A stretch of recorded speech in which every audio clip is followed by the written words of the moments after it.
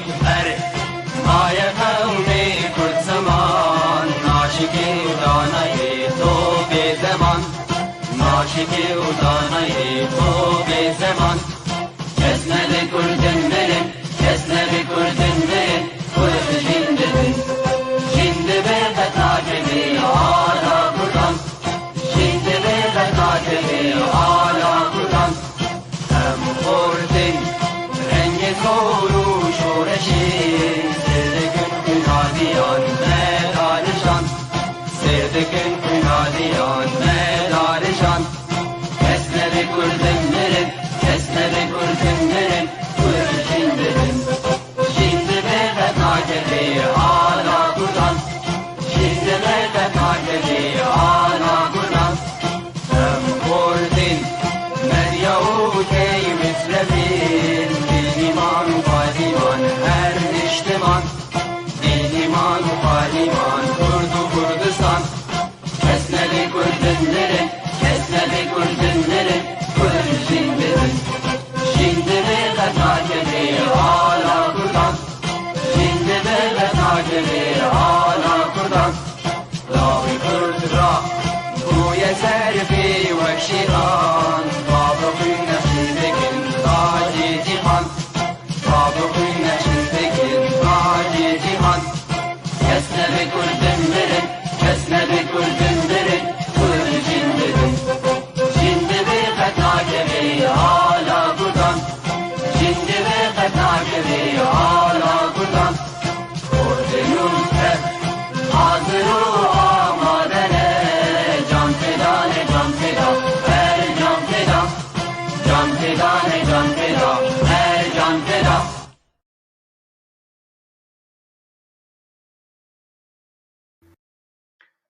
مساء الخير مشاهدي طيف تي في الأكارم. يصادف اليوم 17 من كانون الأول من برنامجكم حواراتنا. حواراتنا طبعا برنامج أسبوعي كل يوم خميس نقدمه مع ضيفين عزيزين، أحدهما يمثل المكون العربي والآخر المكون السوري في سوريا والمنطقة كاملة. يا أحبائي الأفاضل، اليوم 17 من كانون الأول ديسمبر، يوم علم الكردي وكردستان الذي يمثل أكثر من 60 مليون نسمة وما زالوا بلا وطن،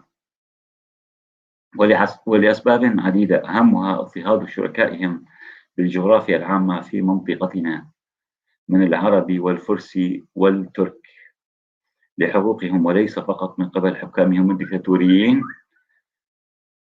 وإنما من غالبية الشعوب المحتلة لكردستان، وخاصة من العرب الذين يحتلون جزئين هامين من تراب وطننا الكبير. كل ذلك سنناقشه اليوم معا وتحت عنوان الكرد بعيون عربية مع الضيفين العزيزين الدكتور بلال غازي القرعان، وهو عربي أصيل من بني هاشم وأكاديمي وباحث اجتماعي ومدافع عن القضية الكردية، ويحمل الدكتوراه بالدراسات الاجتماعية كما كاتب هو في صفحته على الفيسبوك.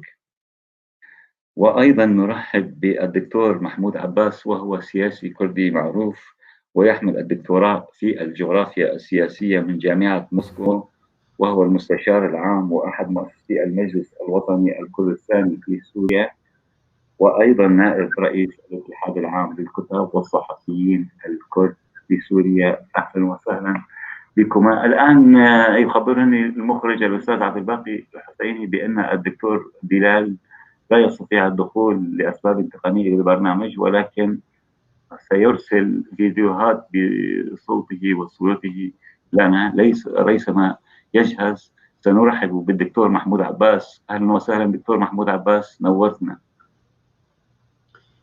تحياتي أخ سليمان لك وللمشاهدين الكرام. تحياتي للأخ بلال، ونتأسف على عدم قدرته على الحضور مباشر حقيقة قامة نفتخر بإجراء هذا الحوار معا، وأتمنى في الساعات القادمة في الدقائق القادمة أن يستطيع الدخول ويشاركنا في هذا الحوار اللطيف. في البداية أريد أن أوجه تحية لشعبنا الكردي بيوم العلم الكردي كما تفضلت، العلم الذي يمثل رمز السلام والحرية، رمز الإخاء والتعامل الإنساني مع جميع الشعوب المجاورة، رمز مثل فيه عدة ألوان: الأخضر والأبيض والأحمر والشمس التي تمثل الحرية. في البداية طبعا أتمنى أن يكون الحوار لطيفا وجيدا، ولن يكون هناك أي صراعات بين الشعوب. أتمنى من الأخوة المشاهدين المشاركة بأي أسئلة أو أطروحات فكرية معينة. شكرا على هذا الحوار اللطيف. تسلم. أشكرك دكتور محمود. لريثما يرسل لنا الدكتور بلال أو ينضم إلى البرنامج. نبدأ معك دكتور. نحن نعلم أن الإنسان يولد حرا من بطن أمه، يولد إنسانا، وكلمة الإنسان يعني أنه صاحب عقل ومبدأ وقيم أخلاقية. فهل من قيم الإنسانية أن نرفض الاعتراف بحقوق الآخر بوجوده، وخاصة إذا كان كشعب مثل الشعب الكردي الذي يتجاوز تعداده 60 مليون نسمة ولا زال بلا وطن؟ لماذا دكتور؟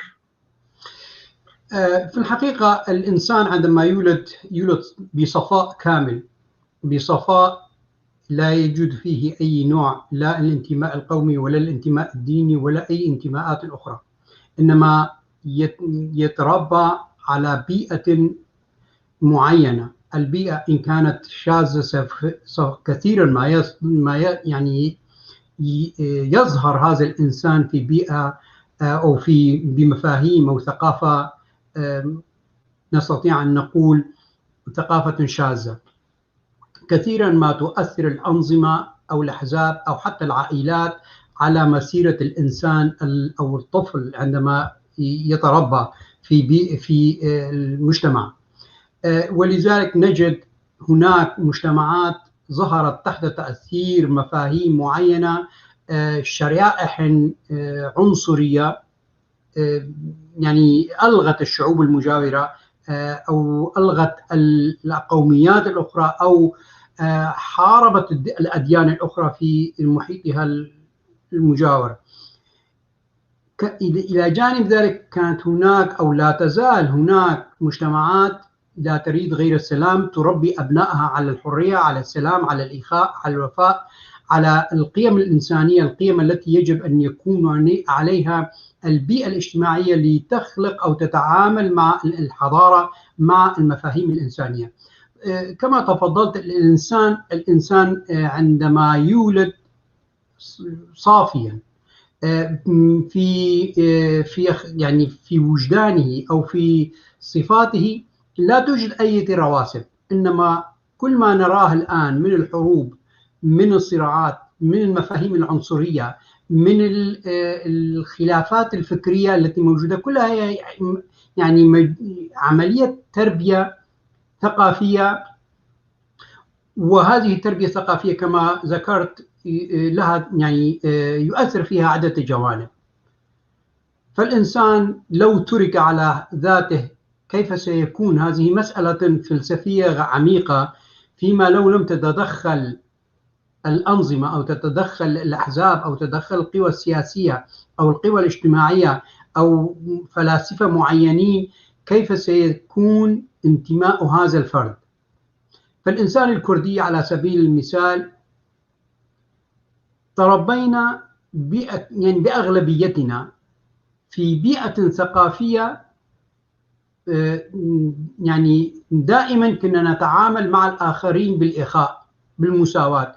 لذلك إذا نظرت أو قارنت الشعب الكردي مع جميع الشعوب المجاورة، الشعب الوحيد الذي لا يوجد فيه العبودية، لم يوجد في البيت الكردي بطوال التاريخ عبدا في أحد البيوت، لأن الثقافة التي يتربى فيها الإنسان الكردي يرفض العبودية. جميع الحضارات أو نستطيع الدول أو الإمارات الكردية التي ظهرت على مر التاريخ بعد الإسلام حتى في العصر الساساني لم تكن هناك شيء اسمه سبايا. الكرد لم يعرفوا شيء اسمه سبايا، لم يوجد سبية على مر التاريخ في البيوت الكردية. حالة أخرى، جميع المدن الكردية والإمارات الكردية لم توجد فيها يوما أسواق للنخاسة كما وجدت في الدول والإمارات والسلاطين، مراكز السلاطين الأخرى المجاورة وبدون استثناء. يعني الدولة أو الشعب الوحيد الذي لم يوجد في مدنها وعلى جغرافيتها أسواق للنخاسة. هذه دلالة على أن الروحانيات التي تربى فيها الإنسان الكردي، يعني أديانه المختلفة والثقافة التي تراكمت في مخيلته على مر القرون، ترفض هذه القيم اللا إنسانية أو القيم المنافية للعلاقات الإنسانية. على سبيل المثال الديانة المزدكية، طبعا أطلت عليك أخ سليمان.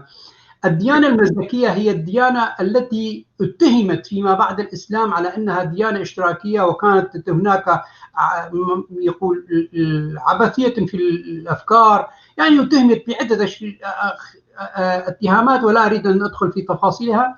ولكن الديانة المزدكية هي الديانة التي كانت ترقي بالإنسان إلى الإخاء والمساواة والتعامل، ليس فقط في داخل المجتمع المزدكية نفسهم، وإنما بينهم وبين الشعوب الأخرى أيضا. ولذلك حوربت بقوة من قبل الأديان التي سلطت على جغرافية كردستان. دكتور، سنعود إلى الديانات وتأثيرها على الكرد وحقوق الكرد بعد أن نشاهد أول فيديو وصلنا من الدكتور بلال غازي القرعان لنستمع ماذا يقول، وهو طبعا باعث رسائل اعتذار عن سوء التواصل، ويحيينا كما يحييك كل أعضاء الاتحاد العام للكتاب والصحفيين الكرد في سوريا، الأستاذ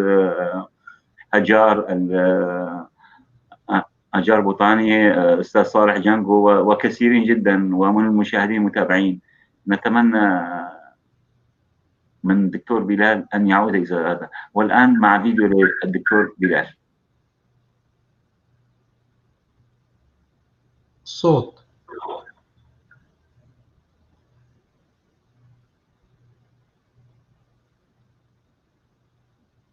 لا يوجد صوت. دكتور، المشاهدون يسمعون الصوت، أنا وإياك وما نسمع الصوت.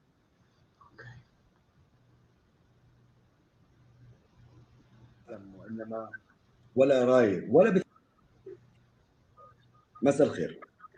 بداية بعتذر عن الخلل الفني اللي صار من جهتي والتقصير من جهتي أنا، لأنه غير معد إنه أكون أو التقنيات اللي تمنعني من الظهور، ربما إنه برامج اللي عندي، البرامج اللي حاسوبي لا تصل.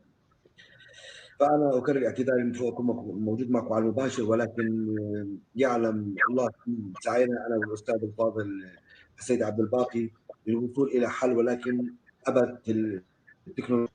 بداية كل عام وأنتم بخير بمناسبة علم كردستان. وما هو علم كردستان؟ علم كردستان ليس مجرد علم، وإنما ولا راية ولا مثل أي علم آخر. بالمناسبة يا كرام، علم كردستان ما ميزه عن باقي الرايات هو أن الذي رسمه كردي، أنه مستمد من فكر كردي، أن الذي نسج خيوطه وشمسه وألوانه شخص كردي، بعكس بعض الأعلام الاستعمارية المتأثرة بالاستعمار.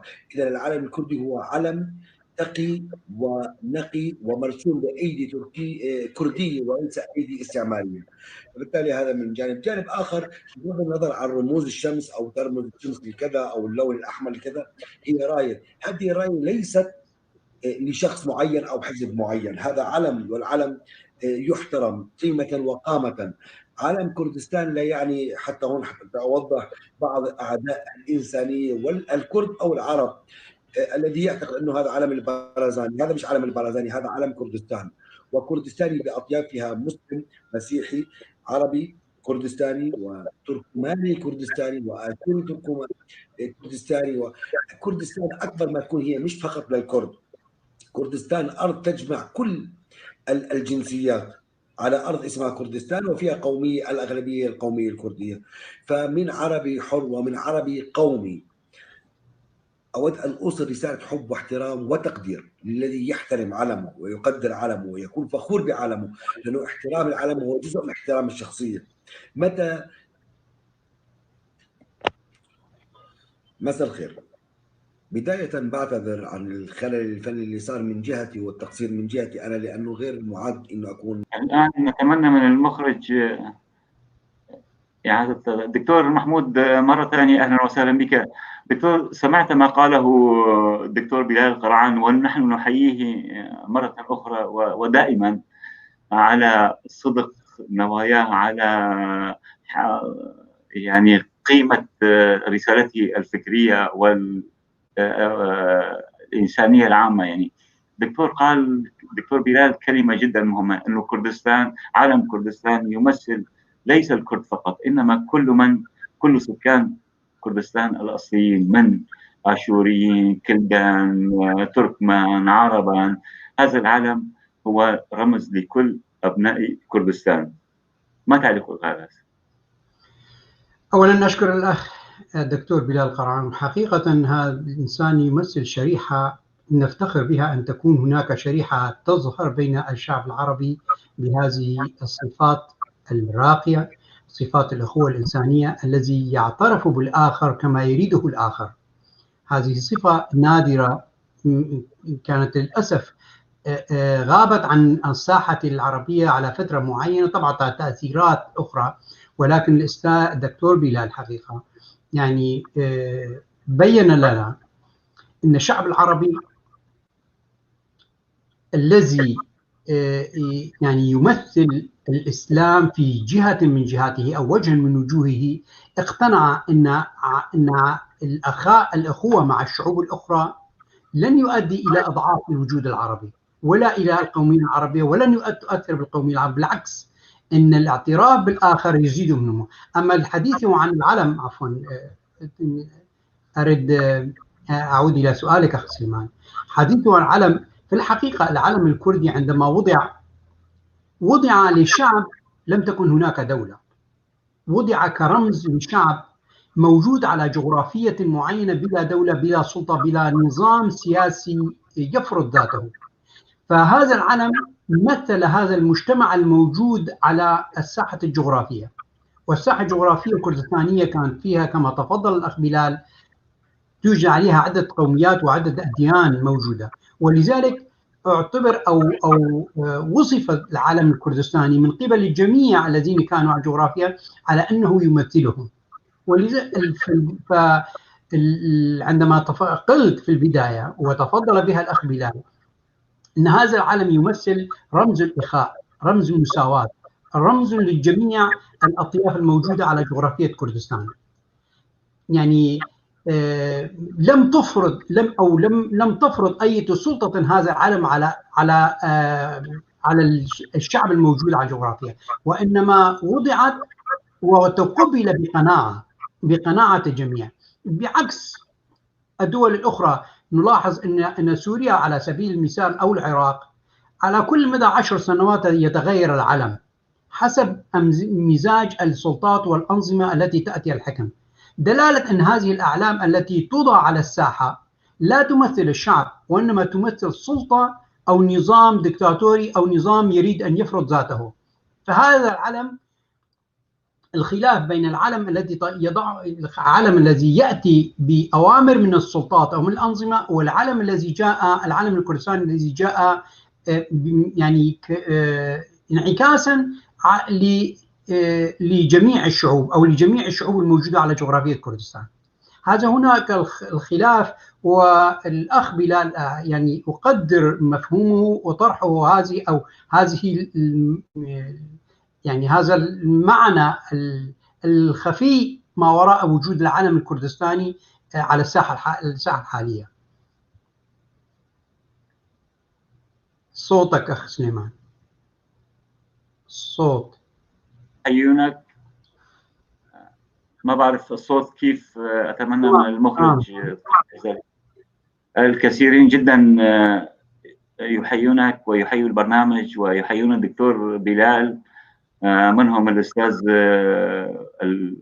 الكاتب والشاعر الكبير إبراهيم اليوسف، وشباب حسن قاسم وكثيرين. يعني الآن دكتور وصلنا الفيديو الثاني من الدكتور بلال غازي القرحان، لنستمع معا ماذا يقول الدكتور بلال.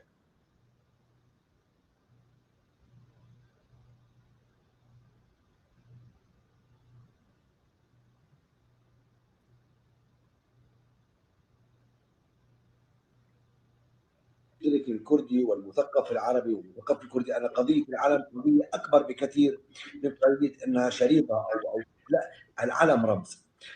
رسالتي اللي بحب أوجهها هون ليس للكرد وإنما للمثقفين العرب. إذا كان هناك حقيقة مثقف عربي لابد أن يحترم القوميات ويحترم القومية الكردستانية أو الأرض الكردستانية بشعبها الكردي، الأزيدي، الصابئي، الآشوري، الإنسان العربي، الشخص المثقف العربي، الأستاذ الجامعي أو المهندس أو المثقف أو الدارس. لماذا تصمت؟ لماذا تكون محايد أمام مصير أمة تريد منك نصرتها بكلمة؟ لن تنقص من شخصيتك ولا من قيمتك عندما تقول أن من حق الكردستانيين أن يكون لهم كيانا مستقلا، سواء في روجافا أو في إقليم كردستان أو في تركيا أو حتى في إيران. هي الحال نحن بحاجة إلى شيء كبير جدا أخي الكريم. نحن بحاجة إلى أن نكون منصفين ومتصالحين مع أنفسنا.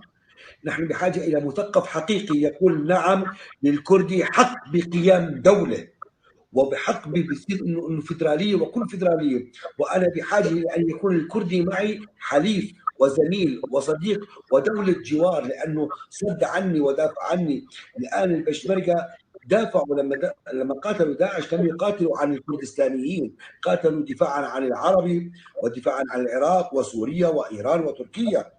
الآن لا نريد من العربي إلا كلمة إنصاف بحق هذا الشعب وهذه الأمة الكردية قوامها 50 مليون، التي قسمها الاستعمار، التي قسمت بفعل أفعال سياسية هدفها ليست إنسانية. ولكن نحن نريد من المثقف العربي، من الأستاذ العربي، من الأردن ومن السعودية، من الكويت ومن قطر ومن البحرين، المثقفين العرب وينكم يا جماعة؟ لماذا لا تنصر أخوك الكردي؟ ويؤسفني أنك كعربي تبكي على اذربيجان وتبكي على ارمينيا وتبكي على مسلمين الصين، ولا تبكي على اخوانك الكرد في روجافا او في العراق. لماذا دم الكرد رخيص؟ لانك انت لا تؤمن بقضيتك. لذا ثق تماما اخي الكردي، اي انسان لا يدافع عن القضيه الكرديه هو بعيد عن الانسانيه. لا يوجد لديه انسانيه حقيقيه، لانه القومي العربي لابد ان يحترم كل القوميات، والقومي التركي لابد أن يحترم كل القوميات، وكذلك الفارسي. لذا لا يمكن أن أؤمن بإنسان يدعي القومية والوطنية ولا يدافع عن القوميات بحجة أنه والله الكرد انفصاليين. الكردي ليس انفصالي، الكردي يعيش على أرضه التاريخية، قسم بسايكس بيكو، وجاء بعض العرب والترك والفرس وقسموهم أيضا، ثم دخل عليهم الفتنة الطائفية والفتنة الحزبية بين جميع الأحزاب. هنا لابد أن ننتبه إلى أن القاعدة تقول فرق تسد، ففرقوا الكرد حتى تسهل عملية تشتيتهم. لذا أتمنى لم الشمل، وأتمنى من إخواني الكرد أن يكونوا مدركين لما يسمى ما يحاك لهم من مكائد داخلية وخارجية، عربية وتركية وكردية أيضا وفارسية. أنتم قدر الله أن يكون يعني ما يسمى ظلمتكم الجغرافيا ظلمتكم، ولكن هذا قدركم. وبالتالي اطلب منكم التصالح الداخلي واطلب منكم الاتحاد الداخلي والتسامح الكردي لبناء كردستان. ويوما ما قريبا جدا ستكون هناك دوله. وليكن بعلم الجميع ان 100 سنه بعمر الشعوب لا شيء، كردستان عمرها 5000 سنه. هل 100 سنه هذا التراجع؟ حتما سينتهي 100%، وسنحتفل ان شاء الله رب العالمين بقيام دوله كرديه او دوله كردستانيه عادله. كنت في امان الله، والسلام عليكم ورحمه الله وبركاته. دكتور، يعني حقيقة كل كلمة نطقها دكتور بلال القرحان نحييه مرة أخرى ودائما. يعني فعلا كلمة حق نسمعها قليلا، ومن قلة قليلة جدا من شركائنا مكونات المنطقة كالفرسي والتركي والعرب. دكتور بلال حكى نقطة أو مناشدة هامة جدا، مناشدة للمثقفين للشعب العربي أن يحترموا إنسانيتهم، ومن أهم مقومات احترام إنسانية الإنسان الاعتراف بحق الآخر. هذا كان رسالة لبني العرب، ورسالة أخرى وجهها للكرد بأن يتحدوا مع بعض، بأن يكون على كلمة وموقف واحد من حقوقهم. ما تعليقك على ذلك؟ أخ سليمان، حقيقة أخ بلال يمثل رواد العرب الذين انتبهوا إلى حقيقة جدا مهمة، وهي أن الاعتراف بالآخر لا يعني الإنقاص من الذات. هذه خطوة لم تكن منتشرة بين الشعب العربي، رغم أن كان هناك موجود قامات كبيرة بين العرب كانوا يعترفون بالوجود الكردي، ولكن أصواتهم كانت خافتة، لأن الأنظمة التي كانت موجودة على الساحة أو الأحزاب التي كانت تفرض ذاتها، إن أحزاب كانت قومية أو أحزاب إسلامية، كانت تخفض أو تقضي على هذه الأصوات الإنسانية أو الأصوات التي تعترف بالآخر. ولكن الفضاء الإنترنتي، الفضاء يعني الإعلامي الموجود، ساهمت بظهور هذه الأصوات إلى الساحة أو خروج هذه الأصوات إلى الساحة.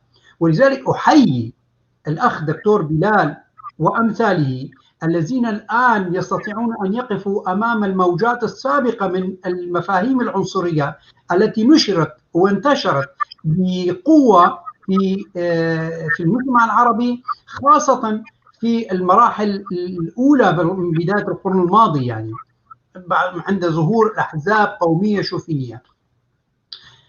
الأخ بلال حقيقة يعني لو نظرنا من نقطة أخرى إلى خطابه، خطاب موجه إلى الشعب الكردي، ولكن في دعمه أيضا يقول للشعب العربي أو يقول للمثقفين العرب إن هناك مفاهيم خاطئة تربينا عليها، يجب أن نعيد تصحيحها. والخطاب الموجه للكرد أيضا يعني إن يا أخي الكردي، نحن كمثقفين الذين نعرف خلفيات أمتنا لسنا ضد أمة الكردية، بل نستطيع أن نتعامل بإنسانية وبأسلوب حضاري. يعني طبعا أتصور أن الأخ بلال من الرواد، وهذه الموجة سوف تنتشر في الفترة القادمة، وسيكون أمثال الأخ بلال. وسابقا إذا نتذكر محمد الغزالي، الإنسان المصري الشيخ المشهور المصري الذي له فيديوهات عن حقوق الكرد والشعب الكردي. وطبعا كان هناك مجموعات أخرى حتى في داخل الحركة الفلسطينية، تتذكر نايف حواتمي وحبش، يعني بعض المرات قالوا نحن مع وجود كردستان، ولكن أصواتهم لم تكن قوية مثل ما الآن تظهر مع أمثال الأخ بلال. أحييه وأشكره على هذا الخطاب الحضاري. حتى من الوسط الديني الدكتور محمد حبش معروف، يعني أستاذ الشريعة السوري معروف، يعني كمان من أنصار حق تقرير مصير للشعب السوري. كمان نحييه ونحيي كل من يؤمن بحق الآخر، وليس بس فقط بحق الكرد. دكتور بس ما يؤسفني هنا نسمع من الأخوة العرب أمثال الإنسان الحر العربي الأصيل دكتور بلال أنه يدعو ويقول أنه يدعو لوحدة الصف الكردي، ويقول أنه علم كردستان يمثل كل الكرد، بينما هناك قوى كردية كمنظومة الPKK مثلا تعتبر هذا العلم علم لحزب محدد كنموذج. هذا مثال. لماذا هذا اختلاف ايديولوجي؟ لماذا هذا الخطاب؟ أنا سوف آتي عليه. تذكر أنا قلت في البداية أن الأعلام التي تظهر من بين السلطات، من تحت أيدي السلطات أو الأنظمة، يحييك ويحيي لا تمثل الشعب الكرام، لا تمثل. يعني حقيقة هذا، يعني أعود أكرر كلامي، الأعلام التي ظهرت أو خرجت أو رسمت تحت مفاهيم معينه او تحت انظمه، تحت باوامر من انظمه او باوامر من سلطات لا تمثل الا ذاتها، تمثل الشريحه التي تجد ذاتها فوق المجتمع والتي تريد ان تجعل المجتمع رعاة يتبعونها. يعني نحن لا نبعد ان المفاهيم الامميه او الايديولوجيه الامميه التي تتبناها كين يعني، ومن ضمنهم طبعا بيدي الان، هذا العلم يمثل رمز حزبي ولا يمثل الشعب، يمثل الشريحه التي تتبعها. اما العلم الكردستاني وضع بدون اوامر سلطات، بدون اوامر انظمه، وضعها مجموعه من المثقفين. دكتور لنكون واقعيين، يسمونها بعلم البرزاني، لنكن واقعيين، يسمونها العلم البرزاني، ولم يضع لا البرزاني وضعها ولا العائله البرزانيه ولا اقليم كردستان وضعها، انما وضعت قبلها وجود هذه، يعني وضعت من قبل مجموعه من الرواد الكرد المتفقين. عفوا، جمعية خيبون ورفعت في لا وضعت قبله جمعية خيبون، يعني عمليا العلم الكردي موجود قبل عملية قبل وجود خيبون. طبعا صارت عليها تطورات أو تغيرات قليلة بسيطة جدا، ولكن العلم بقي على حاله. كما ذكرت في البداية أخ سليمان، الأعلام التي تأتي من السلطان تتغير وتذهب، ليس لها رسوخ، ليس لها، تذهب مع وجود، تأتي مع وجود حزب معين أو مع إيديولوجية معينة أو مع نظام معين وتندثر مع الوجود المعين. أما العلم الكردستاني جاء بإرادة الشعب وسوف يظل بإرادة الشعب. ما دام الشعب الكردي موجودا هذا العلم سوف يكون موجودا. أي الأحزاب. دكتور اسمح لي هنا أن أنقل لك يعني تعليق جميل. الأستاذ عماد عسان بيقول: الكرد تحمي العرب من غزو تركي أو فارسي على مدى التاريخ، حتى في حرب ضد العراق وسوريا، ومع الأسف العرب دخلوهم من أراضي مناطق عربية، إذا من أراضي مناطق عربية. إذا لماذا عندما الكرد تقع فريسة بين الفرس والعرب العلم لا علاقة له، العلم لا علاقة، لا العرب لا علاقة لهم في العرب؟ طبعا في تعليق في أخطاء إملائية يعني كثيرة، أنه المقصود في أنه العرب حموا الكرد، حموا العرب حتى في نضالهم. وكما أشار قبل قليل الدكتور بلال القرعان أنه حينما أريقت دماء البيشمركة في شنغال، في مكونات كثيرة، في كركوك، في كل مناطق، البيشمركة كان دافع عن سكان كردستان ليس عن الكردي فقط. نعتذر عن انقطاع الكهرباء، أتمنى من المخرج أن يكون الصورة فقط على الدكتور محمود. دكتور تفضل. أخ سليمان، الحقيقة شب في وضع تاريخ مختصر عن العلم الكردي. يعني كما قلت أنا، العلم ليس متعلقا بجمعية خيبون، وكما تفضل الأخ العلم وجد قرابة عن بدايات القرن الماضي يعني، وخرجت من مجموعة من الرواد الكرد المثقفين الذين وضعوا الأعلام رغم بعض التغييرات البسيطة التي حدثت، ولكن الأساسيات هذا العلم ظل. ولذلك عندما نقول أن علم الكردستاني يمثل المجتمع الكردستاني بأكمله الموجود على جغرافية كردستان بكل المكونات الموجودة فيه، ويختلف وجوده عن وجود أو عن الأعلام الأخرى التي تمثل أنظمة أو مفاهيم معينة أو إيديولوجية معينة. متى ما زال تلك المجموعة أو المكون الذي يفرض ذاته على المجتمع تزول علمه معه. يعني والأمثلة عديدة جدا. علم حزب البعث زال، علم صدام حسين زال، علم يعني أعلام كثيرة جاءت وزالت مع زوال السلطة أو زوال الشخص الذي فرضه. أما ومن نفس الطريقة يعني علم البي كي كي أو البي دي أو علام تمثل الأحزاب. نحن لسنا هنا في مقارعتهم لماذا لم يضعوا علم كردستان أو لماذا خصصوا لذاتهم. هذا لديهم الحرية الكاملة ليضعوا علم، ولكن هن أيضا يعلمون أن هذا العلم لا يمثل إلا مكون معين من ضمن المجتمع الكردي، وهو الحزب او الاحزاب الموجوده او ضمن هذا هذا الائتلاف السياسي. العالم الكردستاني يختلف طبعا.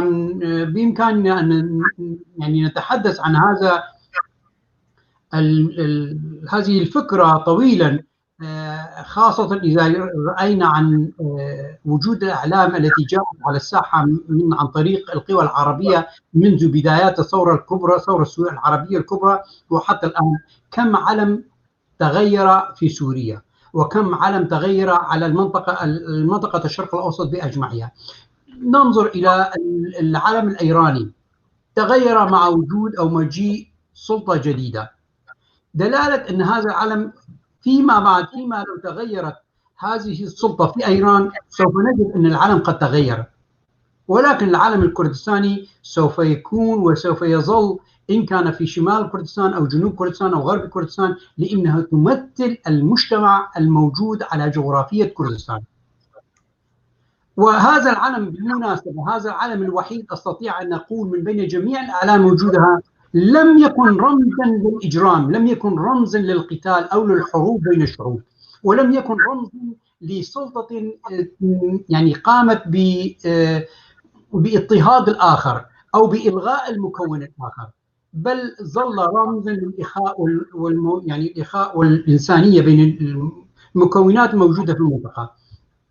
دكتور محمود أنت إنسان سياسي قبل أن تكون أكاديمي يعني، وأحد مؤسسي المجلس الوطني الكردستاني في بداية 2004 أعتقد، كما أعتقد يعني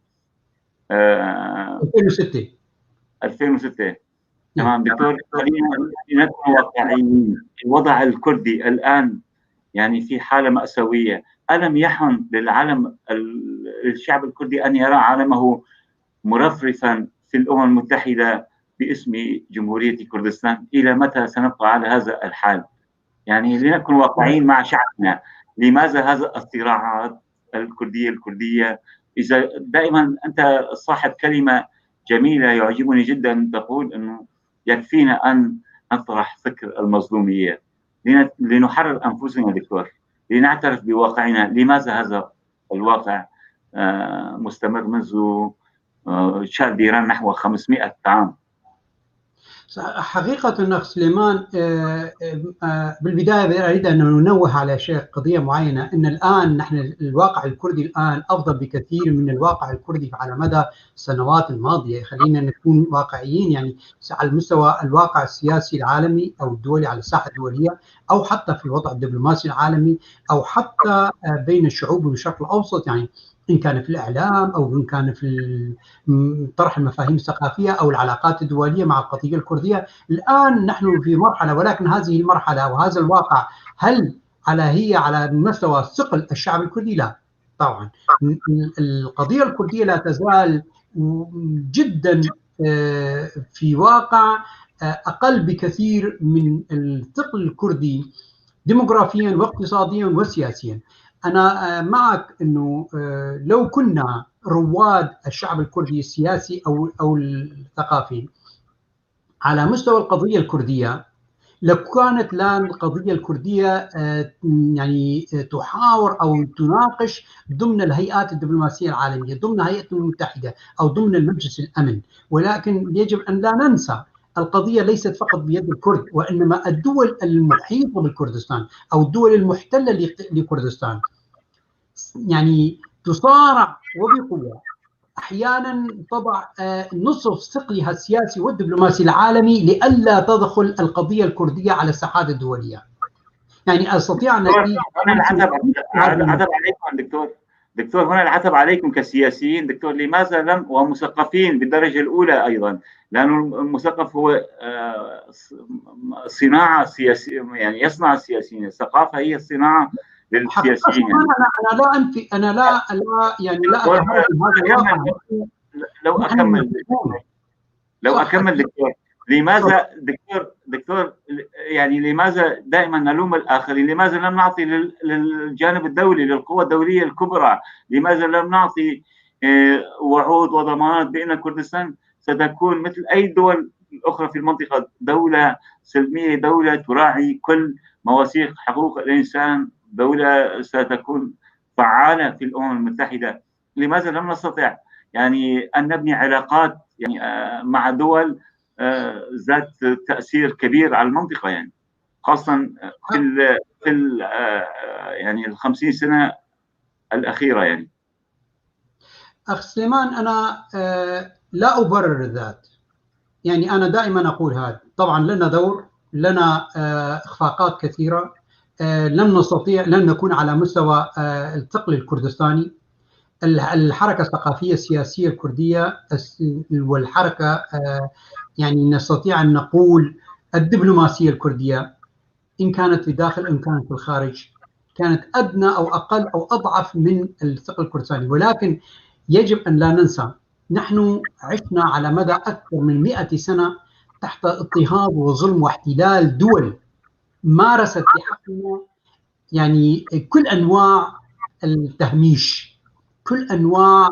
الإلغاء بالوجود الكردي. يعني كان المثقف الكردي عندما كان يخرج إلى الساحة كان يصارع المستحيل. يعني في فترة من فترات كان الحديث باللغة الكردية في المدارس، وأنت من هذا الجيل اللي يتذكر الحديث باللغة الكردية في المدارس كنا نعاقب عليه. يعني لولا الساحة الافتراضية التي طلعت عن طريق الإنترنت لكانت هذه الدول لا تزال تمارس هذا القمع، ولا وقفت أيضا أمام الدبلوماسية الكردية للخروج إلى ساحة الدولية. يعني نحن لا ننسى أن يعني الدور العالمي أو دور القوى المحتلة لكردستان كان كبيرا في عملية تهميش وعدم إيصال صوت الكردي إلى الخارج. الدكتور بلال قرعان كاتب تعليق: ثق تماما ان قضيتكم يعاديها 192 دولة وانتم فقط قادرين على بناء دولة. بالمناسبة خليني أوسع في هذه النقطة بالضبط، وخاصة الموضوع الحلقة الكرد في عيون العرب بالضبط تجي إلى هذه النقطة. لماذا 192 دولة؟ الأخ بلال، الدكتور بلال يعني يقول هذه الكلمة، والكلمة لم تأتي من عبث طبعا، الكلمة جاءت بعد دراسة وتحليل من الأخ الدكتور بلال يعني. لكن سوف أعود إلى بعض النقاط الماضية. الشعب العربي رؤيته إلى الكرد جاءت على مرحلتين.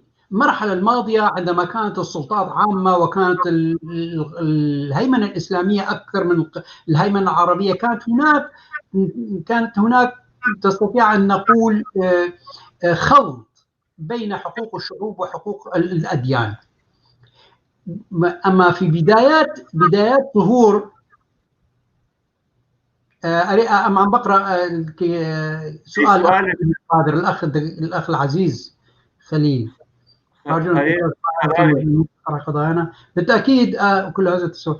أنا معك، أنا كثير يعني سوف أعود لسؤالك خليل. خليني أكمل هذه النقطة المهمة جدا. يعني بدايات القرن أخ سليمان ظهرت أحزاب شوفينية على الساحة العربية. أحزاب يعني ليس فقط حزب البعث. إذا كنا نتذكر في سوريا خاصة والعراق، في سوريا ظهر حزب اسمه حزب الشعب في بداية في الخمسينات، أخذ الأغلبية المطلقة في البرلمان السوري. كان مستمدا مبادئه من ساطع الحصري بالضبط. وكان طبعا اللي اسسوه هن طبعا انشقوا عن الكتل الوطنيه اللي كان فيها قواتل وغيرها، ولكن رشيد كيخيا وناظم القدسي ومصطفى برمده هذول الذين اسسوا حزب الشعب كانوا بدايات بث القوميه العربيه بمفهوم عنصري بإلغاء الآخر. ولذلك عندما اخذوا الاغلبيه في البرلمان شكلوا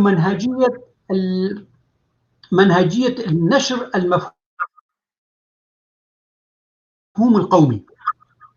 هذا المفهوم القومي بشكل عملي ونظري كان في مواجهة ضد المكون الكردي الذي كان في قبلهم كانوا منهم رؤساء في سوريا، رؤساء ووزراء في الدولة السورية، كانوا لديهم نواب في البرلمان السوري، حتى أن في أحد الجلسات كان هناك برلمان من منطقة عفرين طالب في البرلمان السوري أن تقوم السلطة السورية بفتح مدارس في منطقة عفرين لتعليم الشعب الكردي على الثقافة العربية. طبعا العضو البرلماني الكردي كان ذكيا جدا، طبعا يريد أن يثقف المجتمع أو الساحة الكردية بأسلوب آخر، يعني أنه عملية عدم وجود مدارس في المنطقة يؤدي إلى جهالة المنطقة.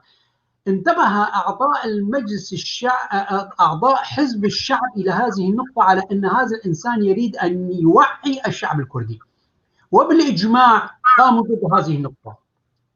أنا أتحدث لك في عام 1940 46 47. هذا الموجة الفكرية تغيرت طبعا مع مجيء جمال عبد الناصر.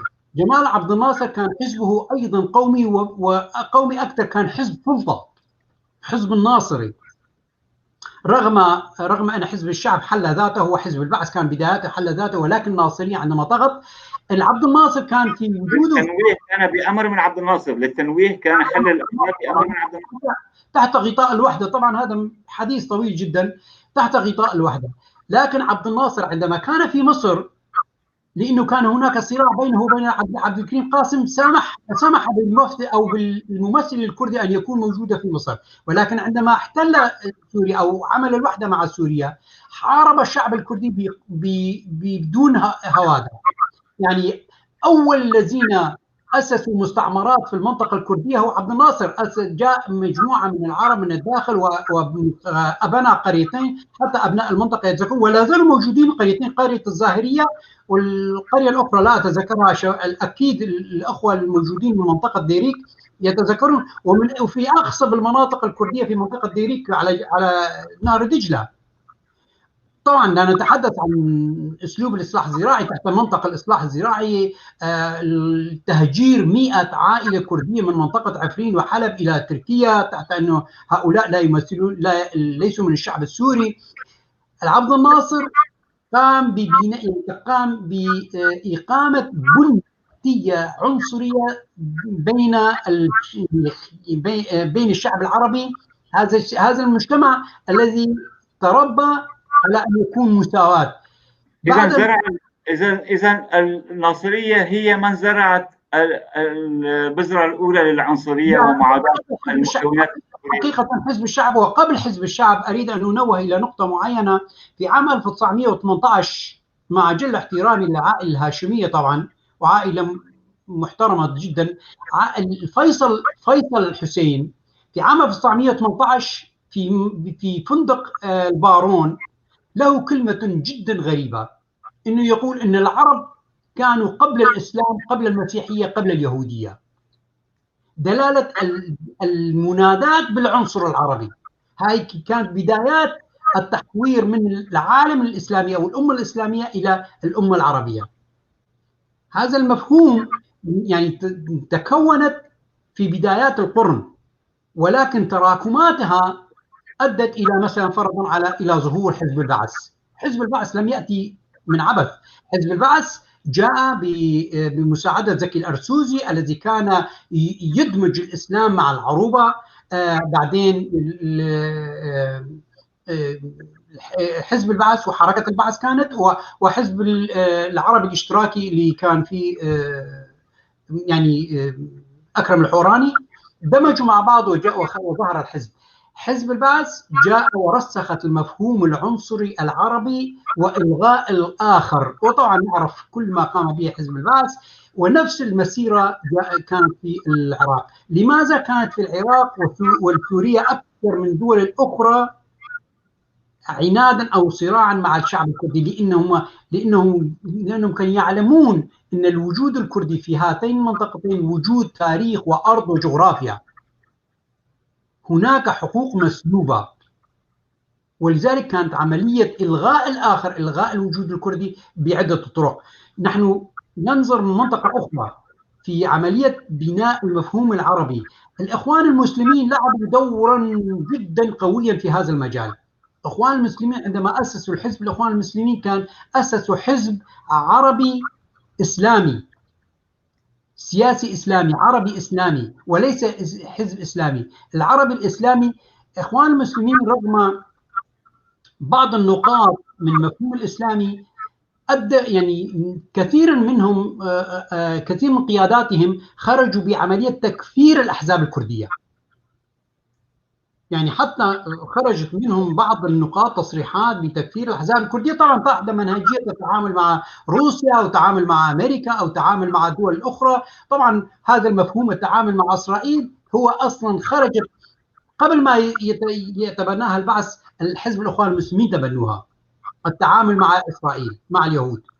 دكتور تجاهد معي يعلق الدكتور هذا بلال كثيرا اريد ان اقول انه هذا المفهوم او هذه الايديولوجيه طبقت في الاعلام وجندت لها كتاب، ولذلك نشرت بين دول العالم، فاصبحت هناك مفهوم منتشر بين دول العالم يتبنوا مفاهيم الدوله هذه. عندما يقول الاخ بلال ان 192 دوله يعني تعادي الكرد، ليس تعادي الكرد كشعوب، وانما الانظمه، الدول التي لا تعترف او لا تريد ان تدخل القضيه الكرديه الى هيئه المتحده او مجلس الامن لتناقش بين دول العالم.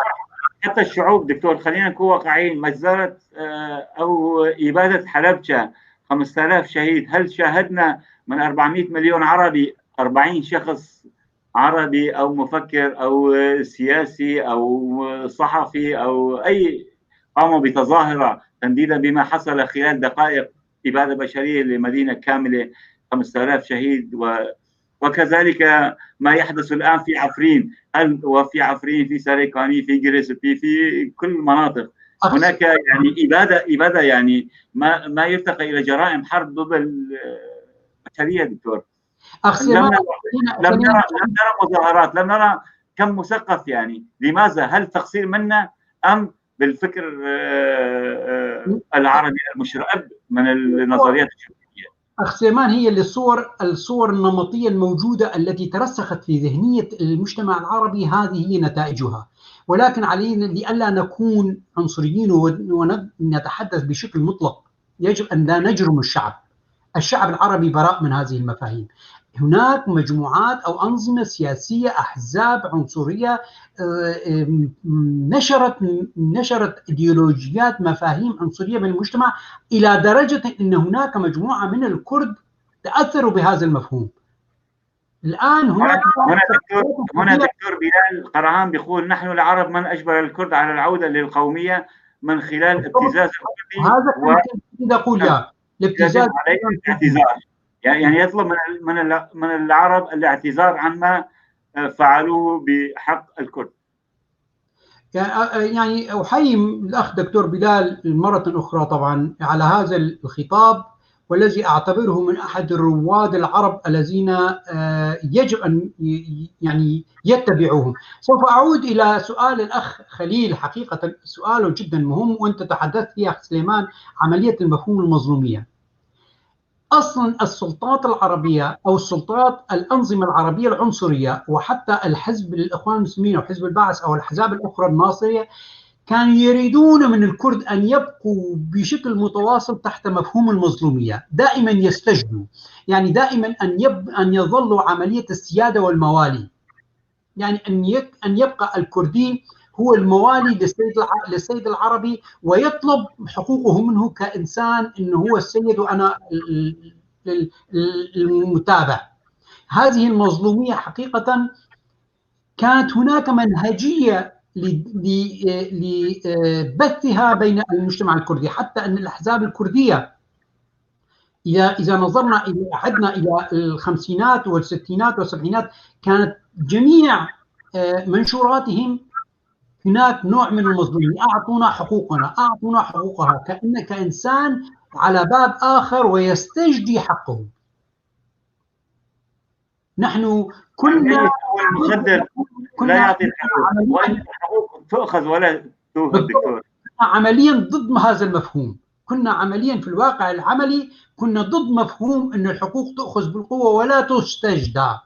الأخ خليل، يعني أنا المقصود بالقوة دكتور هنا المقصود بالقوة الفكرية، أولا القوة الفكرية والثقافة الإنسانية. عفوا ما سمعت صوت أخ سليمان.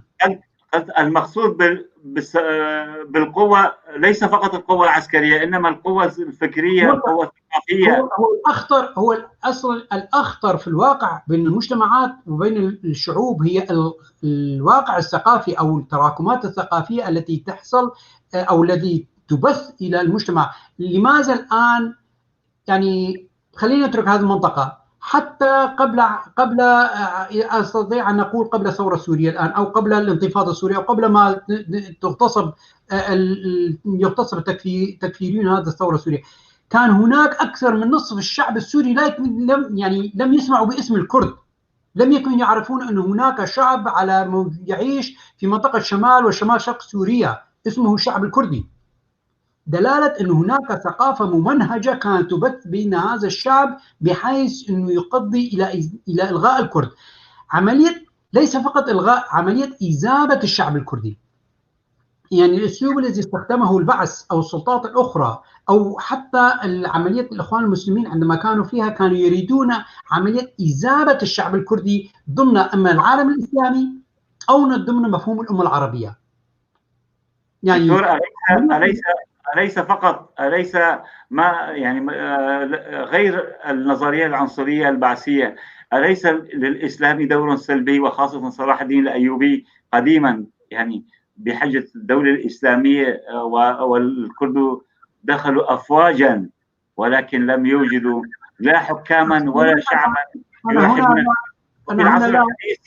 وفي العصر الحديث الشيوعية وفكر الأممية التي الآن في شمال شرق سوريا، يعني إقليم كردستان سوريا يسموها شمال شرق سوريا وأخوة الشعوب.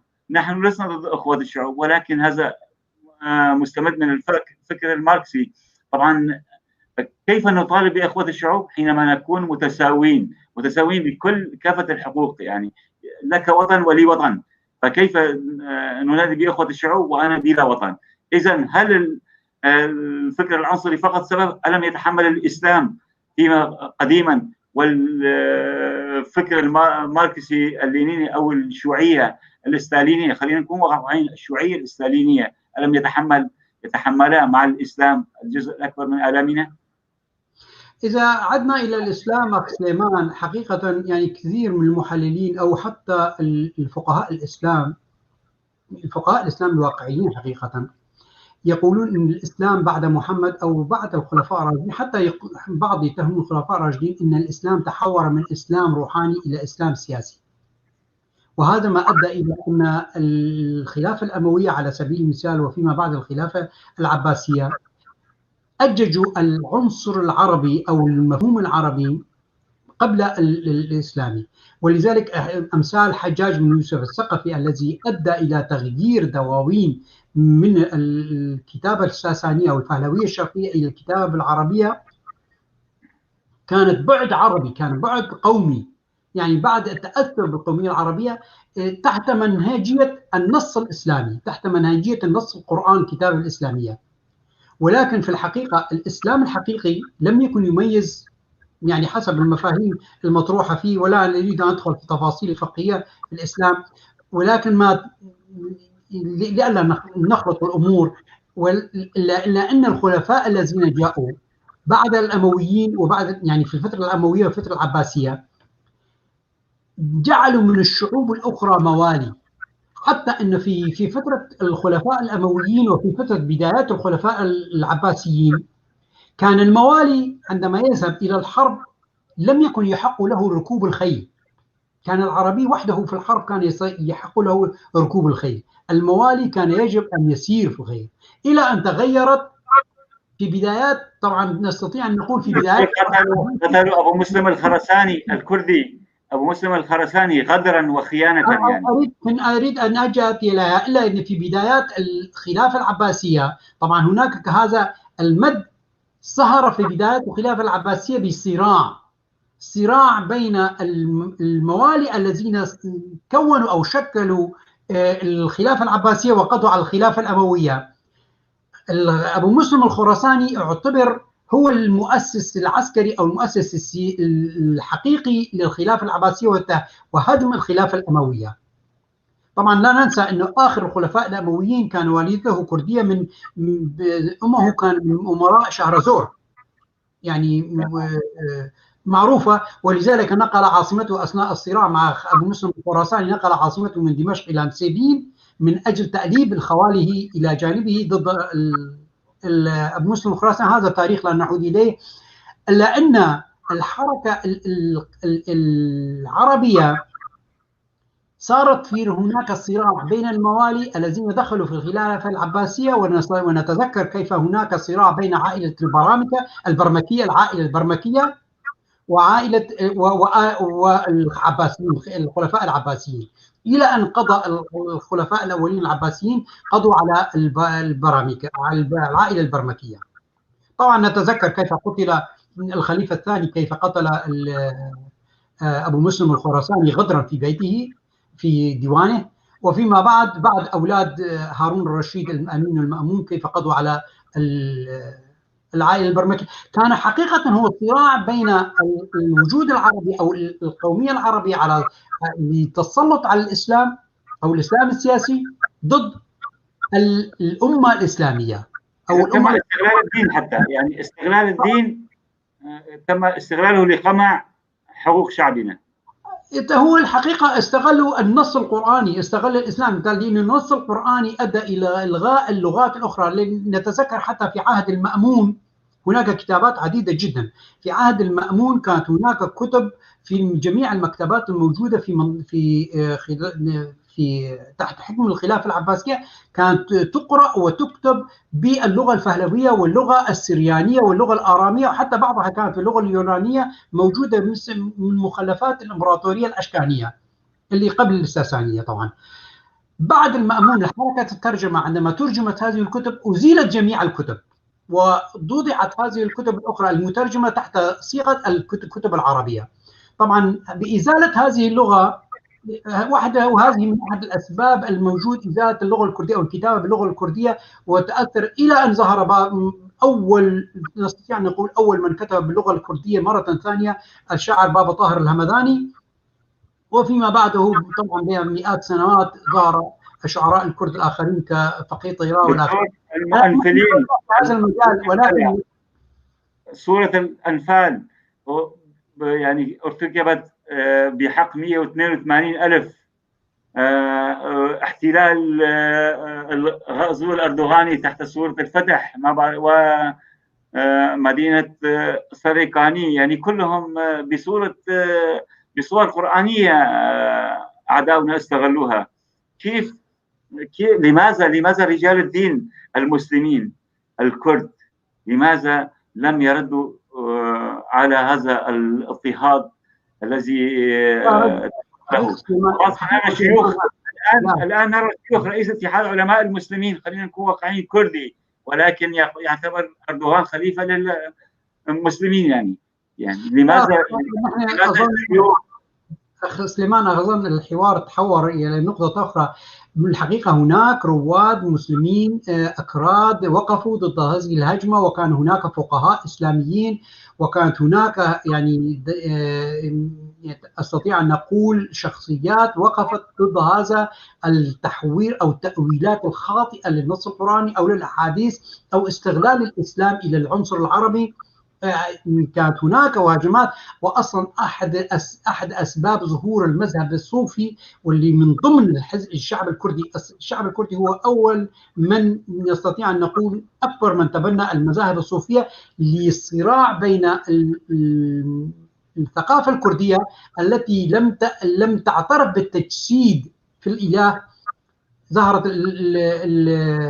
المذهب الصوفي. طبعا هذا هو الصراع بين المذهب فكرين او تاويلين او للاسلام. نحن دخلنا في متاهات اخرى. لا يا دكتور محمود، عفوا اسمح لي هنا، انا لم ندخل في متاهات اخرى ولم نحرف الحوار، لانه انا ناقشت كثيرين من المثقفين العرب يقولون حتى في يستغلون القرآن لأنه أنزل عربيا، ويقول باللغة العربية إنما خلقناكم على درجات وأنتم الكرد الدرجة الثانية.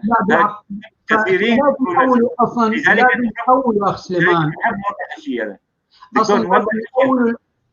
لازم يأولوا الآية القرآنية التالية: إنما أنزلناه قرآنا عربيا لعلكم تعقلون. دلالة حتى الإله نفسه نوه إلى الشعب العربي أن هناك شرائح في المجتمع العربي في بداياته لا يعقلون، ولذلك نزل القرآن عربيا لعلكم تعقلون. يعني طبعا هذه تأويلات مختلفة في الفقهاء، ولست فقيها في الإسلام طبعا، ولست ضليعا في الفقه الإسلامي. وغايتي كان دكتور حاجة نوضح أن الإسلام ليس في الفقهاء وبعض الرواد العرب سخروا الإسلام لذاتهم، أول النصوص القرآنية لذاتهم. يعني تأويلات تختلف من منطقة لأخرى، من فقيه لآخر. يعني خلينا نأتي لحديث معين، ما قام به مثلا الغزالي بطريقة، ولا ما قام به ابن رشد طريقة أخرى، ما قام به ابن تيمية شكل أخرى، ما قام به حسن البصري طريقة أخرى. يعني هناك خلافات وتأويلات متنوعة في الإسلام. ولكن نأتي للعصر الحاضر أخ سليمان، الأخوان المسلمين سخروا الإسلام لمفهوم عربي. الداعش المنظمات الإسلامية سخر الإسلام لعملية التكفير وقتل الآخر غير المذهب السني. يعني كل واحد يجي، كل مجموعة فكرية إيديولوجية معينة تجي وتسخر هذه النص القرآني لذاته، والنصوص والتأويلات دائما تختلف. فلذلك يجب أن لا نذم. يعني طبعا أنا هذا نقطة معينة. شوف أخ بلال يحط آية جدا رائعة، لماذا نسي العرب يا أيها الناس إنا خلقناكم من ذكر وأنثى وجعلناكم شعوبا وقبائل لتعارفوا إن أكرمكم عند الله أتقاكم إن الله عليم خبير. شوف هذا المنطق هو المنطق الإنساني الذي نقول فيه يجب أن يكون هناك توافق أو يعني تحاور بين الشعوب المنطقة. يعني نعود إلى كلمة الأخ خليل، المظلومية. إخوان المسلمين والشخصيات الأخرى الإسلامية وحتى الخلفاء الفاطميين أو الخلفاء العباسيين أو الخلفاء، يعني حتى الخلفاء العثمانيين نفسهم، يعني أرادوا أن تكون الشعوب الأخرى موالي، تستجدي، تبقى في منطقة المظلومية، في جغرافية المظلومية، العبد. عندما أتيت لك بمثال، والمثال هذا حقيقي وغاب، يعني أخفاه العديد من المؤرخين العرب هذه النقطة المعينة، إن الموالي في الحروب لم يكن يحق له ركوب الخيل، مع أنه كان مسلم وأجداده كانوا مسلمين. يتعارضون مع هذه الآية التي وضعها الأخ بلال، ولكن كانوا يريدون أن تكون هناك مظلومية استجداء مثل ما قال الأخ خليل. يعني هذه المظلومية أنا أتحدث فيها من على مدى سنوات، أن الكرد، الأحزاب الكردية أو القوى الكردية السياسية والثقافية يجب أن نخرج من منطقة المظلومية. أنا لا أستجي حقي، ولا أقول أعطي للسلطة السورية أعطيني حقي في شمال شرق سوريا. أنا ابن هذه المنطقة وهذه جغرافيتي. القبائل العربية جاءت إلى المنطقة وسكنت في منطقتي بأوامر من السلطات وبفرض من أنظمة. أنا لا أقول يجب على السلطة إعطاء حقي وإخراج هؤلاء أو إعطاء لا تأخذ أرضي. أنا أقول إنك مذنب. السلطة البعث، سلطة حزب الشعب سابقا، سلطة الأسدين، المعارضة السورية التكفيرية السنية الآن مذنبون مجرمون، وأستطيع أن يقول إنهم أكثر الشعوب عنصريين ويضرون الشعب العربي أكثر ما يضرون الشعب الكردي. خلينا نقول هذه النقطة جدا مهمة، إن الأنظمة العربية أضرت شعوبها أكثر. لو كانت هذه الأنظمة الحضارية وتعاملت مع الشعوب الموجودة في المنطقة، الشعب الكردي والشعوب الأخرى، لربما كانت الآن الشرق الأوسط من أحد الحضارات التي توازي الحضارة الغربية. تمام دكتور، سؤالي قبل الأخير عن الوضع السوري عامة وحقوق الكرد في سوريا القادمة، سوريا الذي ننشده معا كردا وعربا من أحرار شعبنا. يعني أقصد ما مستقبل الكرد والقضية الكردية في سوريا؟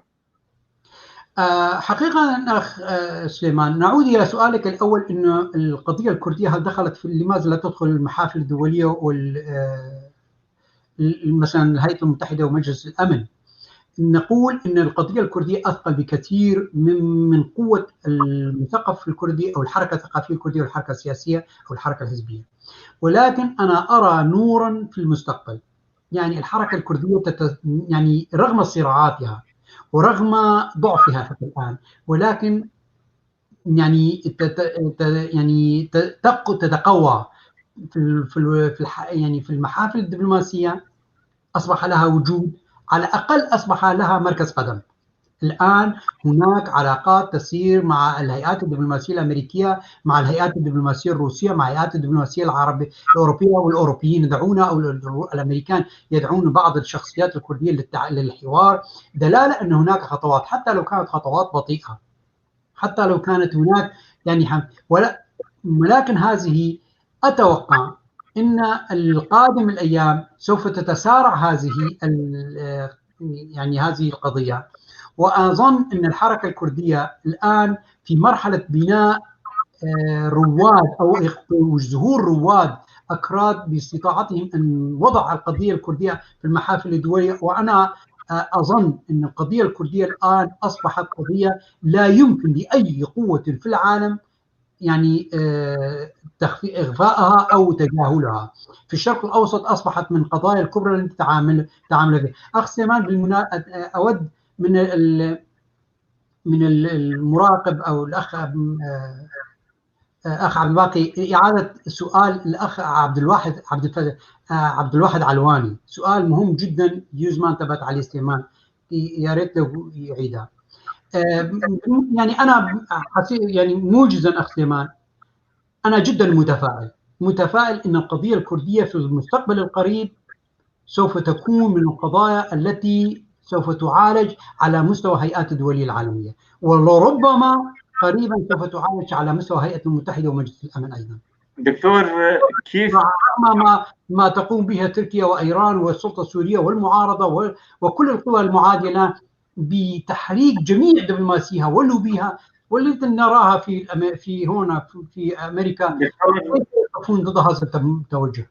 دكتور، كيف نتفائل والمجلس الوطني الكردي في سوريا الذي هو عضو في الائتلاف الرافض حتى تغيير اسم سوريا من الجمهورية العربية السورية إلى جمهورية سوريا، وحتى المجلس الكردي تنازل من حق الفيدرالية إلى لا مركزية في اجتماع الأخير، قال لا شكل من أشكال لا مركزية. وأيضا PYD وسلطة الإدارة الذاتية ذاتها لا صلة لها ولا علاقة لها بالكردية. فكيف في ظل هذا في هذا التباين من الموقفين المضادين كيف بدنا نكون متفائلين؟ شكرا أخ سليمان. للأسف تحت مفهوم السياسة تقوم بعض الأطراف الكردية وخاصة المجلس الوطني الكردي أو الإدارة الذاتية أو PYD بتغيير من المفاهيم والمطالب الكردية من مرحلة إلى مرحلة، من سنة إلى سنة. في بدايات الثورة السورية كانت مفهوم الفيدرالية الكردية مفهوما قويا وطرحناه نحن في المجلس الوطني الكردستاني من عام 2008، طرحناه بمشروع معين على هيئة دبلوماسية أمريكية، وكان موجود فيه هيئات دبلوماسية أخرى من أوروبا أيضا، وعرضناه فيما بعد على بعض الدبلوماسيين الروسيين، والجميع وافقوا على، حتى أن أحد الأعضاء الوفد الأمريكي هو بذاته طلب لماذا لا يكون هناك هيئة فيدرالية أو جغرافية فيدرالية موسعة إلى البحر. وإذا تلاحظ هذه الجغرافيا التي خرجت وبعض السياسيين الكرد هاجموها، لماذا هذا المد الكردي غير طبيعي، كان مطروح من قبل القوى الدولية أن الكرد لهم الحق عن طريق جبل الأكراد الوصول إلى البحر. هذه الفيدرالية بمشروع موسع نحن المجلس الوطني الكردستاني قدمناه في 2014، وصار نقاش وحوار طويل عليه وتمت الموافقة عليه قبل دخول أمريكا إلى سوريا. تبناها المجلس الوطني الكردي وتبنتها الإدارة الذاتية والPYD، بتذكر، وكان صارت نقاشات بيناتنا ويعرفون الأخوة بها، وروسيا لم تكن تعارض على هذا المشروع. وللأسف التعاملات السياسية التي حصلت بين المجلس الوطني الكردي والائتلاف وظهورها في الائتلاف للبقاء على وجودها في الائتلاف والإدارة الذاتية بحسب مصالحها في المنطقة تخلوا أو تغاضوا عن هذا المشروع. بعض من قيادات الطرفين لا زالوا يطالبون بالفيدرالية، ولكن كمشروع سياسي تراجعوا عنها، وأنا أعتبر هذا تراجع كبير وتراجع يؤثر على المستقبل الكردي في المنطقة.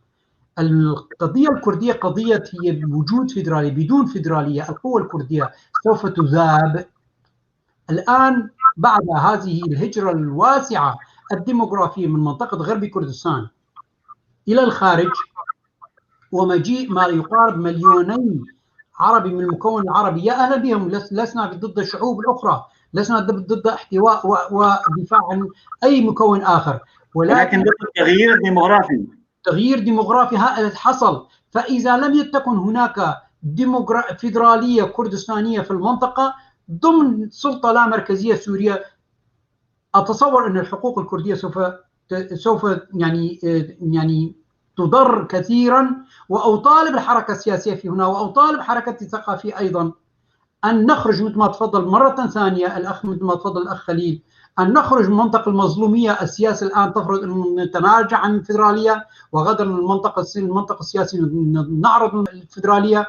على مدى 50 سنة كنا نطالب بالحقوق الثقافية، نستجدي الحقوق الثقافية وليس نطالب، ونقول إننا مظلومين وقتلتونا ودمرتونا وهجرتونا وجبت الغمر. هذه النقاط كلها يجب الآن أن تدرس من منطق شعب على أرضه التاريخية، لا يمكن أن يحصل عليها بدون وجود فيدرالي أو حتى نظام فيدرالي داخل سوريا. دكتور محمود، انتهت أسئلتي. الكلمة الأخيرة لك أتمنى توجهها للأخوة العرب وللدكتور بلال وكل المثقفين المناضلين من أمثاله من أحرار جيراننا وشركائنا في الوطن المكون العربي. ماذا تقول لهم، وماذا تقول للسياسة الكردية في سوريا وللشعب الكردي في سوريا؟ أي مستقبل نرنو إليه؟ طبعا أحيي مرة ثانية ولربما مرة ثالثة، أحيي الأخ دكتور بلال، وأحيي الرواد الكرد المثقفين الكرد من أمثاله الآن الذين يعني أصبحوا معروفين على الساحة العربية، ولهم أصبح لهم صوت، وهذا هو الصوت الحقيقي للشعب الذي يجب أن يرتقى من مفهوم العنصرية أو إلغاء الآخر إلى منطق الأخوة والمساواة. حقيقة نداء الأخ بلال نداء هو لإنقاذ الشعب العربي من ضحالة التي كان فيه على مدى العقود الماضية. طبعا هي دعم للشعب الكردي بالتأكيد، ولكن في ما وراء الكلمة هي دعم للشعب العربي أيضا. أحييه مرة ثانية. أنا أقول إن المفاهيم التي درجت من قبل السلطات العربية العنصرية، البعث، الأسدين، صدام حسين، الناصرية، حزب إخوان المسلمين، الأحزاب المماثلة لهذه الأحزاب التي ألغت الآخر ووضعت العرب أو سخرت الإسلام إلى للعروبة وليس العروبة للإسلام. هؤلاء دمروا شعوبهم، وأتمنى أن يعيدوا إعادة التفكير بهذا المفهوم. يعني حتى تأثيرهم كان هناك تأثير على البعض الشرائح الكردية لتظهر موجة عنصرية بين الأكراد، ولكن الكردي له تبريره، لأن الكردي تآذى على مدى قرون. عندما يكون الكردي عنصريا ليس عندما يكون ابن السلطة عنصريا. هذا الحقد أتوقع إن يجب أن يقوم به الرواد العرب الشرفاء بإزالته، للقضاء على أمثال الكتاب الذين سخرتهم سلطة البعث لكتابة كتب عن التاريخ الكردي. يعني تصور أنه حرفوا التاريخ الكردي بقدر ما استطاع، وكتبوا تاريخ عربي مشوه، يعني تاريخ لا أساس لها.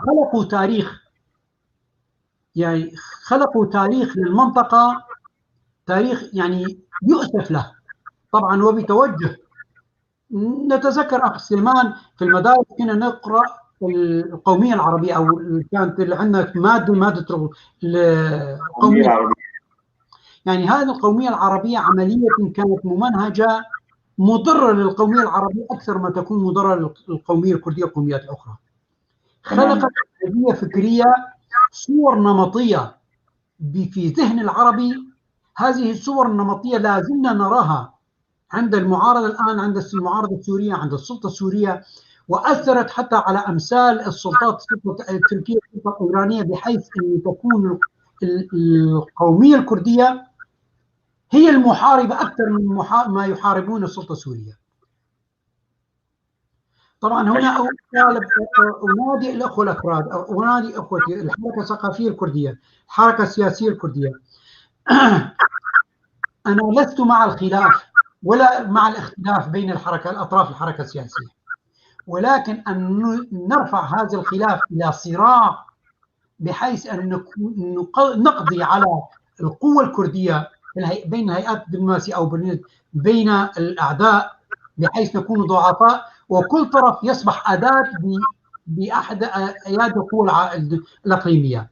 يعني عندما يتشتت الكردي، عندما تتشتت أحزابنا الكردية القوى السياسية، يصبح سهلا للقوى الإقليمية استخدامنا كأدوات. أنا لا أطالب بالوحدة ولا أطالب بأن تبنى مرجعية كاملة، ولكن أطالب أن تكون هناك تفاهمات، خلق هيئات دبلوماسية تمثل الكرد في المحافل الدولية. الصراعات التي تؤدي إلى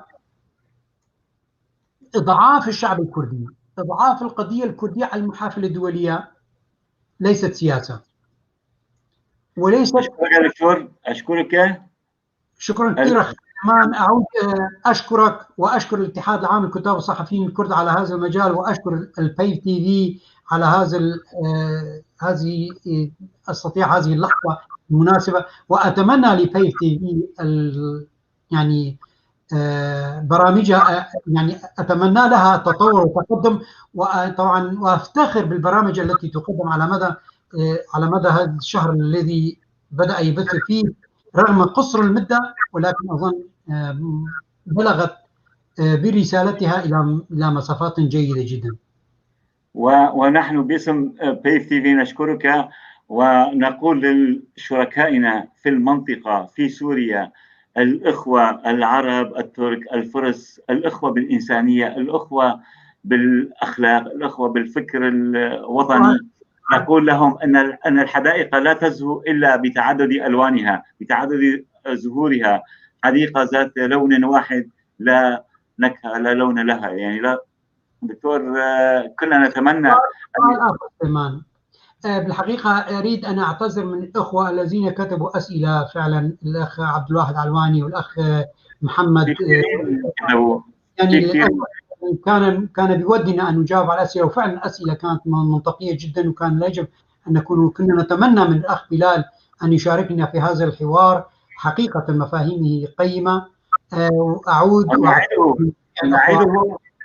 نعيده بأن يكون لنا في حلقة أخرى سنكون مع ضيف عربي آخر، لنرى رؤية العرب، ضيف عربي مقابل ضيف عربي، لنرى بحلقة ستكون أجمل لو نرى ورود أصوات أحرار تنادي بحق الإنسان، بحق حرية الإنسان، بحق كرامة الإنسان.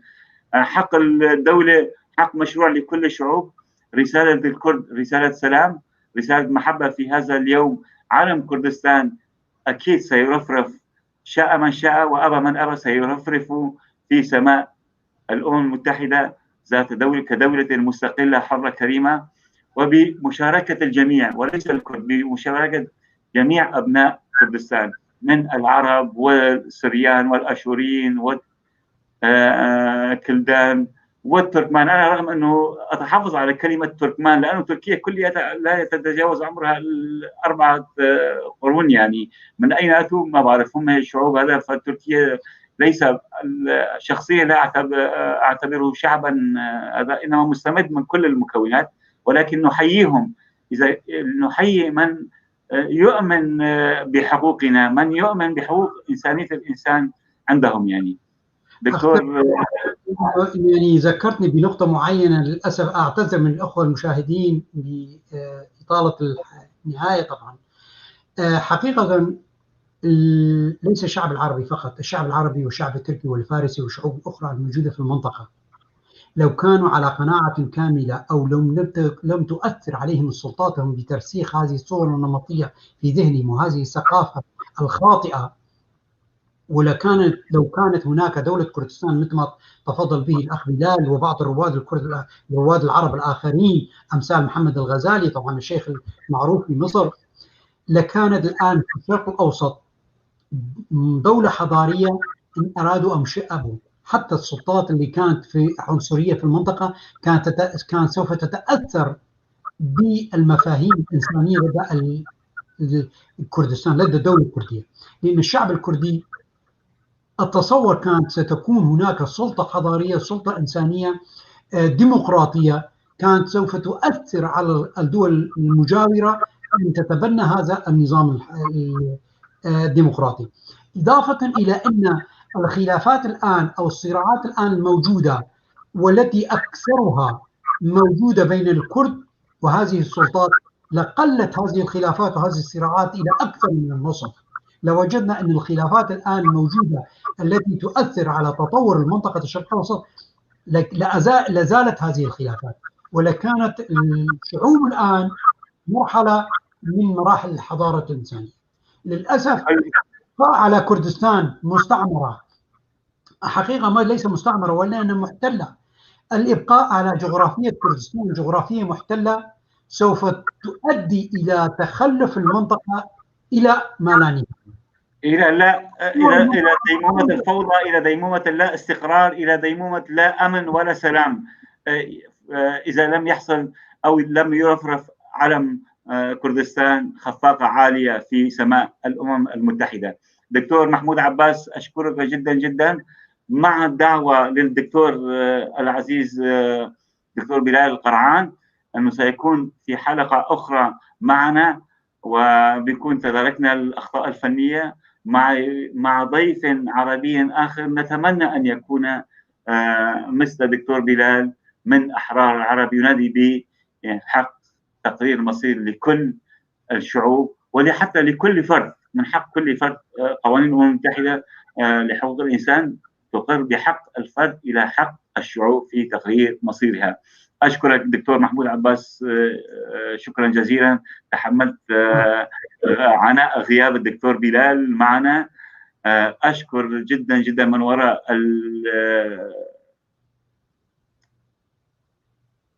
أشكر الأستاذ عبد الباقي حسيني والأخ ناصر المخرج اللي من وراء الكواليس، وأيضا كل الشكر لمن علق ولكل من تابعنا، ومع الاعتذار الكبير لهم عن عدم إمكانية الرد على جميع الأسئلة والتعليقات، ونعدهم بالحلقات القادمة سنرد على ما نستطيع. ودمتم ودكتورنا العزيز وكل مشاهدينا الأكارم بألف خير وفي رعاية الله. الله معكم.